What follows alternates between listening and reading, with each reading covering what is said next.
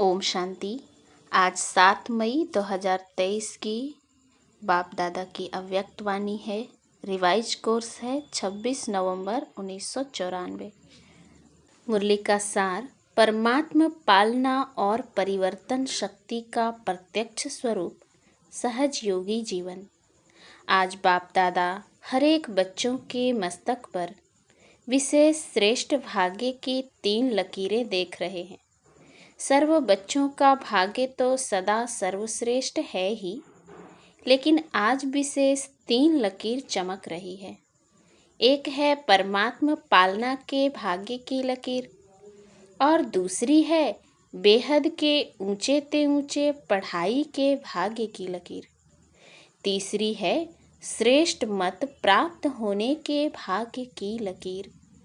चाहे लौकिक चाहे अलौकिक, हर एक को इस जीवन में ये 3 प्राप्तियां होती ही हैं। पालना भी मिलती, पढ़ाई भी मिलती और मत भी मिलती है। इन तीनों द्वारा ही हर आत्मा अपना वर्तमान और भविष्य बनाने के निमित्त बनती है।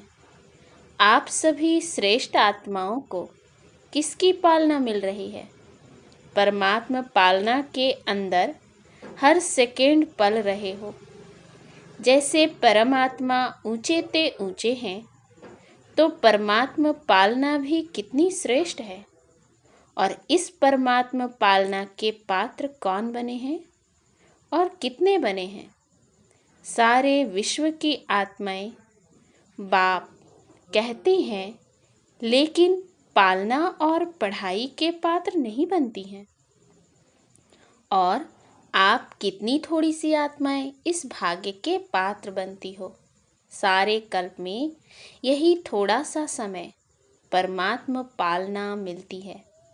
देवी पालना, मानव पालना, ये तो अनेक जन्म मिलती है, लेकिन ये श्रेष्ठ पालना अब नहीं तो कब नहीं।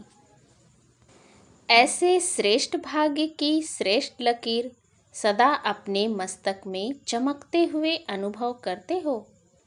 कोई भी प्राप्ति सदा करना चाहते हो या कभी कभी करना चाहते हो, तो प्राप्ति का पुरुषार्थ भी सदा चाहिए या कभी कभी चाहिए। और सदा तीव्र चाहिए या कभी साधारण कभी तीव्र। प्रैक्टिकल क्या है? चाहना और प्रैक्टिकल में अंतर हो जाता है ना। सोचते तो बहुत हो, लेकिन स्मृति में कम रखते हो। सोचना स्वरूप बनना है या स्मृति स्वरूप बनना है? स्मृति स्वरूप बनने वाले हो ना, तो एक बात भी स्मृति में रखो कि अमृत बेले आपको उठाने वाला कौन? बाप का प्यार उठाता है। दिन का आरंभ कितना श्रेष्ठ है, और बाप स्वयं मिलन मनाने के लिए बुलाते हैं, रूह-रिहान करते हैं, शक्तियाँ भरते हैं। तो हर दिन का आदि कितना श्रेष्ठ है। बाप की मोहब्बत से उठते हो कि कभी कभी मजबूरी से भी उठते हो? यथार्थ तो मोहब्बत के गीत आपको उठाते हैं। अमृत बेले से बाप कितना स्नेह से बुलाते हैं, उठाते हैं। मीठे बच्चे, प्यारे बच्चे, आओ। तो जिसका आदि इतना श्रेष्ठ है, तो मध्य और अंत क्या होगा? श्रेष्ठ होगा ना। बाप दादा देख रहे थे कि कितना पालना का भाग्य वर्तमान समय बच्चों को प्राप्त है। जितना भाग्य है उतना फायदा उठाते हो।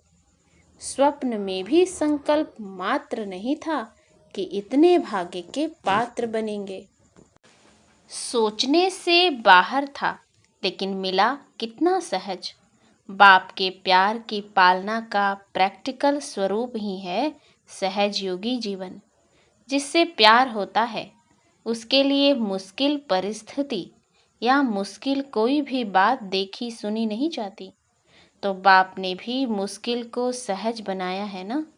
सदा सहज है, तो सदा ही पुरुषार्थ की गति तीव्र हो। आज बहुत अच्छा पुरुषार्थ है और कल थोड़ी परसेंटेज कम हो गई, तो क्या सदा सहज कहेंगे? सदा मुश्किल कौन बनाते हैं? स्वयं ही बनाते हो ना। कारण क्या? सोचने की तो आदत है, लेकिन स्मृति स्वरूप के संस्कार कभी इमर्ज रखते हो, कभी मर्ज हो जाते हैं, क्योंकि स्मृति स्वरूप सो समर्थ स्वरूप। सोचना यह समर्थी स्वरूप नहीं है, स्मृति समर्थी है। विस्मृति में क्यों आ जाते हो? आदत से मजबूर हो जाते हो। अगर मजबूत नहीं तो मजबूर हो जाएंगे। जहाँ मजबूत हैं वहाँ मजबूरी नहीं है। जब ओरिजिनल आदत विस्मृति की नहीं है, आदि में स्मृति स्वरूप प्रारब्ध प्राप्त करने वाली देवताएं हो, योग लगाने का पुरुषार्थ नहीं करते, लेकिन स्मृति स्वरूप की प्रारब्ध प्राप्त करते हो, तो आदि में भी स्मृति स्वरूप का प्रत्यक्ष जीवन है और अनादि आत्मा। जब आप परम धाम से आई तो आप विशेष आत्माओं के संस्कार स्वतः ही स्मृति स्वरूप हैं, और अंत में संगम पर भी स्मृति स्वरूप बनते हो ना। तो अनादि, आदि और अंत तीनों ही काल स्मृति स्वरूप हैं। विस्मृति तो बीच में आई, तो आदि अनादि स्वरूप सहज होना चाहिए या मध्य का स्वरूप। सोचते हो कि हाँ मैं आत्मा हूँ, लेकिन स्मृति स्वरूप हो चलना, बोलना, देखना, उसमें अंतर पड़ जाता है। तो यह स्मृति में रखो कि हम परमात्मा पालना की अधिकारी आत्माएं हैं। बाप दादा चार्ट चेक करते हैं तो लकीर कभी ऊंची कभी नीची होती है, कभी कोई दाग होता है, कभी जीवन के कागज में कोई दाग नहीं भी होता है, और कोई समय दाग ही दाग, एक पीछे दूसरा, दूसरे पीछे तीसरा दाग ही नजर आते हैं। क्यों? एक तो गलती हो जाती है, लेकिन गलती होने के बाद भी उसी गलती को सोचते रहते हो। क्यों, क्या, कैसे, ऐसे नहीं वैसे, कई रूप से बात को छोड़ते नहीं हो। बात आपको छोड़कर चली जाती है, लेकिन आप बात को नहीं छोड़ते हो। जितना समय सोचने स्वरूप बनते हो, यथार्थ स्मृति स्वरूप नहीं बनते हो, तो दाग के ऊपर दाग लगते जाते हैं। पेपर का टाइम कम होता है, लेकिन व्यर्थ सोचने का संस्कार होने के कारण पेपर का टाइम बढ़ा देते हो। सेकंड पूरा हुआ और निर्विकल्प स्थिति बन जाए, यह संस्कार इमर्ज करो। निर्विकल्प बनना आता है ना? अपने श्रेष्ठ भाग्य को स्मृति में लाकर सदा हर्षित रहो।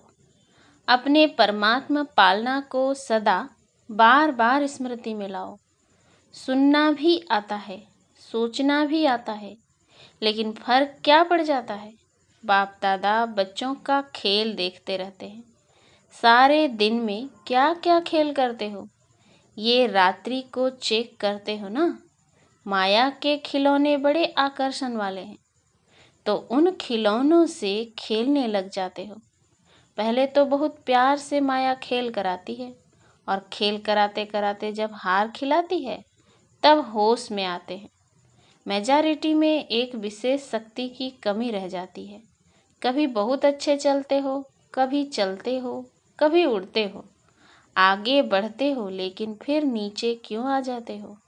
इसका विशेष कारण क्या? परिवर्तन शक्ति की कमजोरी है। समझते भी हो कि ये यथार्थ नहीं है, लेकिन परिवर्तित होने की कमी हो जाती है। ब्राह्मण जीवन में परिवर्तन में आ गए, अब कोई कहेंगे कि मैं ब्राह्मण नहीं हूँ।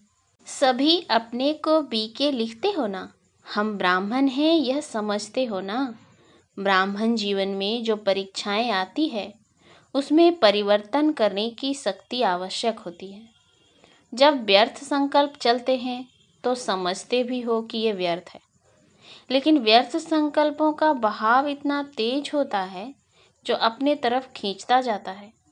जैसे नदी का व सागर का बहुत फोर्स होता है, तो कितना भी अपने को रोकने की कोशिश करते हैं, लेकिन फिर भी बहते जाते हैं।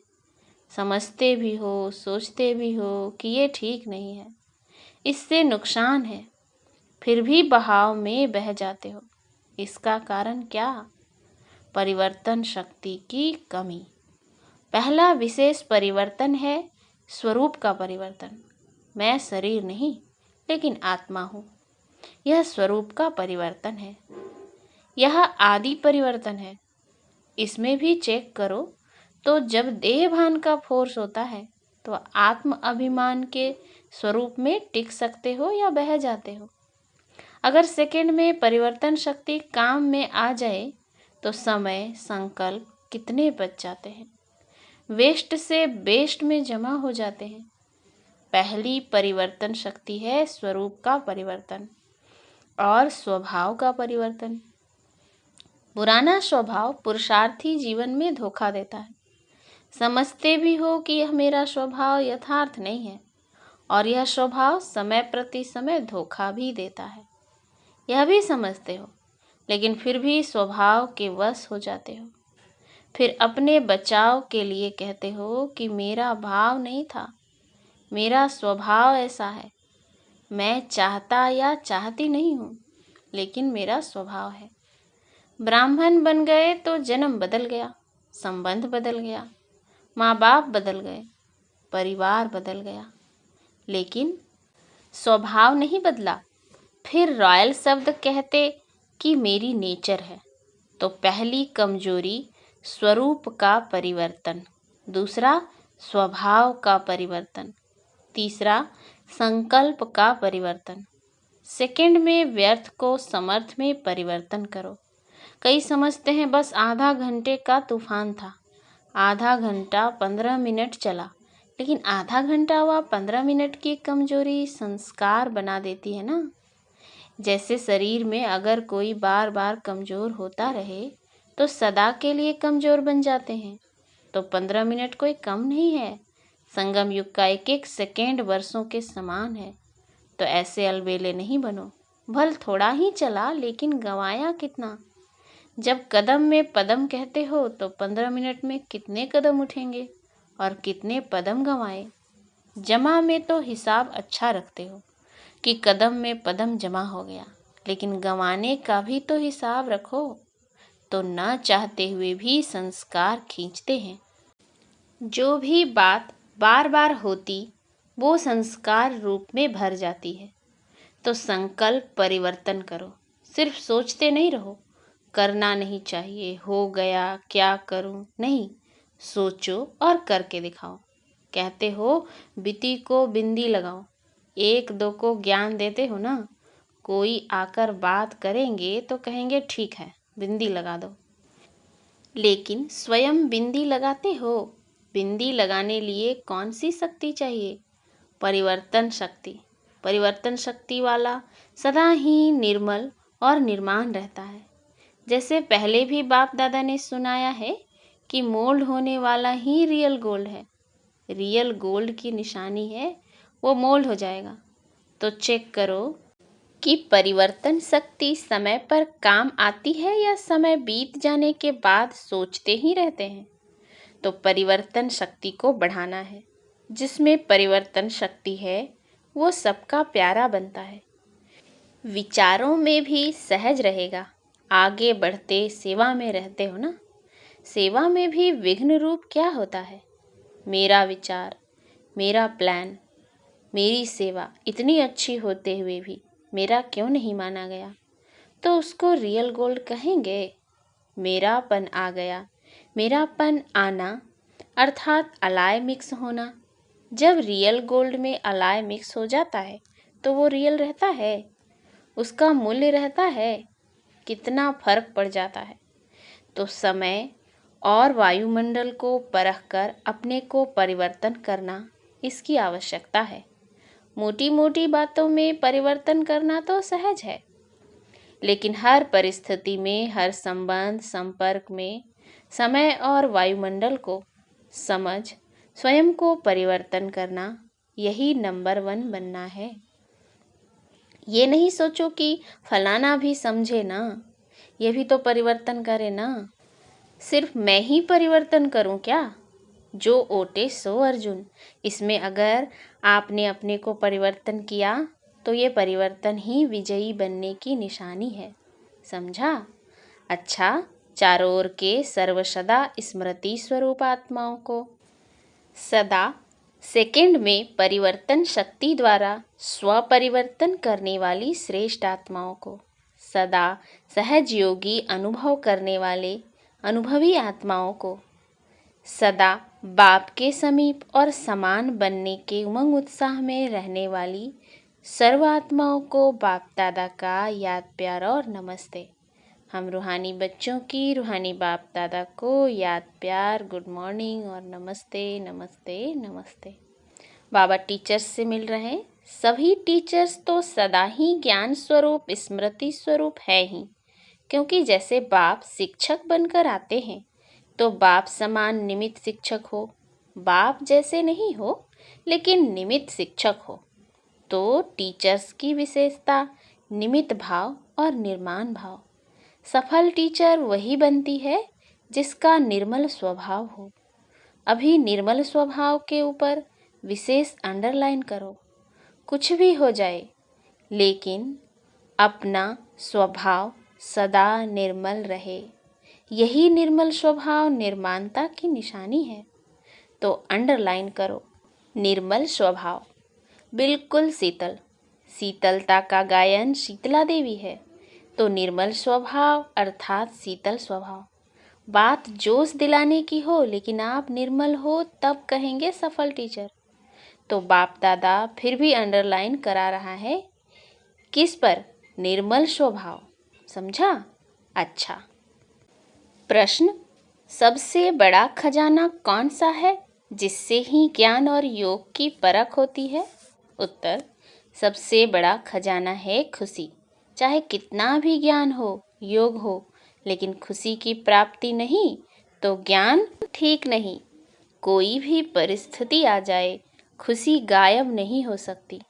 अविनाशी बाप का अविनाशी खजाना मिला है, इसीलिए खुशी कभी गायब नहीं हो सकती। योग लगाते लेकिन खुशी नहीं तो योग ठीक नहीं। आपकी खुशी देख दूसरे आपसे पूछें कि क्या आपको मिला है। यही ज्ञान और योग की प्रत्यक्षता का साधन है। प्रश्न है दूसरा, किस लगन के आधार पर विघ्नों की समाप्ति स्वतः हो जाती है? उत्तर, एक बाप दूसरा ना कोई। इसी लगन में मगन रहो तो विघ्न टिक नहीं सकता। विघ्न है तो लगन नहीं। विघ्न भल आए लेकिन उसका प्रभाव न पड़े। जब स्वयं प्रभावशाली आत्मा बन जाते हो तो किसी का प्रभाव नहीं पड़ सकता। जैसे सूर्य को कोई कितना भी छिपाए तो छिप नहीं सकता, सदा चमकता रहता है। ऐसे ही प्रभावशाली आत्माओं को कोई भी प्रभाव अपने तरफ खींच नहीं सकता। तो सदा एक बाप दूसरा ना कोई, इसी लगन में मगन रहने वाले, यही विशेष संगम युग का अनुभव है। वरदान, स्नेह की लिफ्ट द्वारा उड़ती कला का अनुभव करने वाले अविनाशी स्नेही भव। मेहनत से मुक्त होने के लिए बाप के स्नेही बनो।